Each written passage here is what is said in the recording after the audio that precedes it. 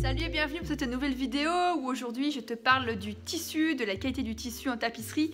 et des critères qui permettent de savoir si le tissu est satisfaisant ou non. Tout d'abord, donc avant de commencer, je tiens à remercier ceux qui ont participé à la cagnotte du cochon. Comme vous pouvez le voir derrière moi, le carton a été tiré, donc d'une bande ici, d'une première bande de 2 mètres par 90 de large. Il y a sa petite sœur derrière pour pouvoir tisser donc l'intégralité de la tapisserie. Ce sont ces parties-là donc qui seront mises sous la chaîne de façon à pouvoir commencer à tisser, mais avant il y a tout un travail liminaire auquel ceux qui ont participé donc à la cagnotte pourront assister dans des vidéos très privées. Également, n'oublie pas de t'inscrire dans la mailing list en cliquant sur le lien dans la description de façon à recevoir tous les jours le petit mail de Will Yarn, les conseils, les astuces, les évolutions et surtout les coups de main et les coups de pouce pour continuer à tisser et à s'améliorer. Parce que bien sûr, Will Yarn est la chaîne qui te permet de créer des tissages personnels de façon à pouvoir t'exprimer, mettre ton identité dans ton tissu, dans tes tissages et ne pas faire comme tout le monde du do it yourself et de faire des empilages de laine sans intérêt.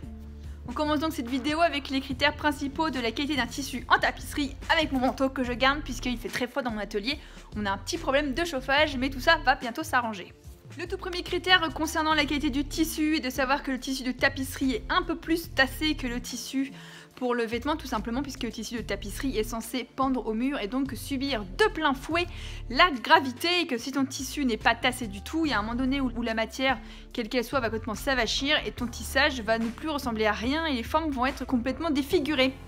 Donc le tissu de tapisserie a la particularité d'avoir une chaîne complètement absente, comme on peut le voir sur ce petit bout de tissu. Voilà, donc si tu as vu ça tourner sur Google, sache que c'est mon tissage, d'accord, puisqu'on me l'a clairement volé sur Google, on s'est pas embêté, hein. Donc ça c'est mon tissage, mon tissu que j'ai fait, voilà, et donc on peut voir effectivement que la chaîne n'apparaît pas du tout et qu'il n'y reste plus que la trame. Donc le critère principal, en fait la technique principale pour savoir si on fait un tissu suffisamment tassé, consiste à plier comme ça en deux son tissu, et si on voit la chaîne apparaître en dessous, c'est que le tissu n'est pas suffisamment tassé. Ici c'est pas le cas, on voit pas la chaîne, voilà, donc c'est un tissu qui est suffisamment tassé, et en l'occurrence c'est un tissu relativement souple, relativement équilibré, donc pour celui-ci en l'occurrence cet exercice là était plutôt réussi. Le deuxième critère, et certainement le plus important d'ailleurs concernant la qualité d'un tissu, consiste à évaluer la beauté des lisières. On attend d'un tissu de tapisserie d'avoir des lisières droites et homogènes et non pas d'avoir des espèces de petits bourrelets horribles là sur les côtés, qui fait que foncièrement des lisières pas très droites et pas très propres sont la marque d'une main débutante et donc sont la marque d'une qualité de tissu plutôt pauvre. Donc par exemple dans ce tissu là on peut voir que les lisières sont droites et sont propres, c'est pas toujours le cas, mais sur ce tissu là en l'occurrence c'est le cas. Les difficultés donc pour avoir des lisières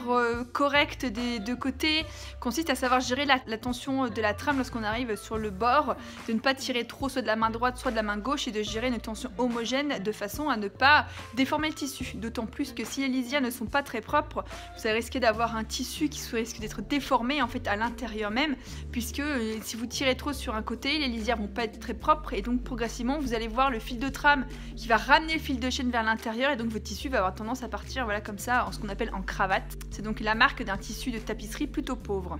Troisième critère de la qualité d'un tissu de tapisserie est un tissu lisse qui n'a pas de côte. On appelle les côtes l'apparition donc des fils de chaîne par exemple sur un tissu, puisque les fils de trame étant tellement tendus qu'ils ne font plus en fait ce mouvement ondulé en fait et de caresser chaque fil de chaîne, mais au contraire les tend complètement et donc il y a certains fils qui remontent par rapport à d'autres. Et ce qui fait en fait qu'on voit une espèce de relief, de motif vraiment du fil de chaîne qui ici n'apparaît pas. Mon conseil pour avoir un tissu de qualité, de ne pas avoir l'apparition de côtes et justement de ne pas y penser en fait si jamais vous focalisez sur un défaut de votre tissu, vous risquez d'aggraver les choses. Un tissu sans côte s'obtient après des heures de pratique forcément, puisque c'est en forgeant qu'on devient forgeron, mais il apparaît forcément que les mains même les plus expertes fassent parfois des côtes sur leur tissu. C'est d'autant plus manifeste sur du blanc, le blanc et là où il y a le plus de lumière, et donc en fait le moindre relief lié à la chaîne se voit avec un jeu d'ombre, en fait ça se voit, c'est assez cruel, tandis que le noir en fait étouffe tout, du coup les côtes n'apparaissent pas du tout. Enfin le quatrième et dernier critère sur un tissu de qualité est un tissu qui ne gondole pas, où on a respecté l'équivalence entre le fil de chaîne et le fil de trame, c'est extrêmement important de manière à ne pas avoir de différence de matière et de calibre, et du coup de ne pas avoir un tissu qu'on appelle qui on me dit qu'il poule en fait lorsqu'il a un peu tendance à gondoler, c'est que justement il y a trop de fils de trame par rapport au fil de chaîne et trop de matière, et donc le fil de chaîne ne sait plus trop où se placer, du coup ça gondole légèrement. Les conséquences aussi d'un trop gros calibre de trame par rapport à la chaîne, c'est d'avoir un tissu qui s'écarte en fait, puisque la trame a besoin de trouver sa place à l'intérieur de la chaîne et donc de s'écarter, et puis si jamais on met trop peu de matière en fait de rétrécir, et donc on risque d'avoir un tissu qui n'est non pas parallèle mais qui a cette forme là en fait, comme ce qu'on peut avoir au tricot lorsqu'on met trop de matière ou quand on fait un jacquard en fait. C'est pas la même tension, donc on va avoir des différences de quantité de matière et de souplesse qui fait que foncièrement le tissu va faire quelque chose comme ça et c'est pas très beau. Voilà, c'est tout pour ces 4 critères de la qualité du tissu en tapisserie. N'oublie pas que tu peux t'inscrire sur le Google Form qui est en dessous dans le lien dans la description si jamais tu veux que je te rappelle pour une heure de coaching gratuit et un coup de pouce pour répondre à toutes tes questions. N'hésite pas, mon aide est là.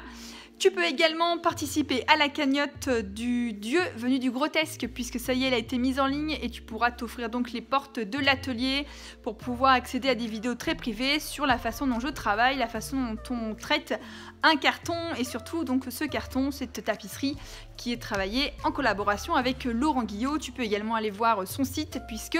le lien est également dans la description. Je te retrouve à très bientôt pour une vidéo consacrée à l'émotion et à la matière.